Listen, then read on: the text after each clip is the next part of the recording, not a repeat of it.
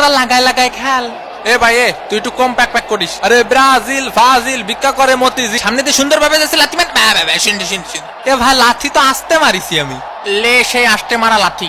পায়ে কি কম জোরে লাথি মারিছে না কদিনই? এই মার সুস্থ স্বাভাবিক খেলে যাবি না আজকে। ওইটারে ধর মাটির বাইরে ফেলে দে, ফেলে দে। এই শালা ও সুন্দর করে ধরেছে ফেলা শালা। এ কাহা নাকি রেসলিং খেলা আছে না কাহা?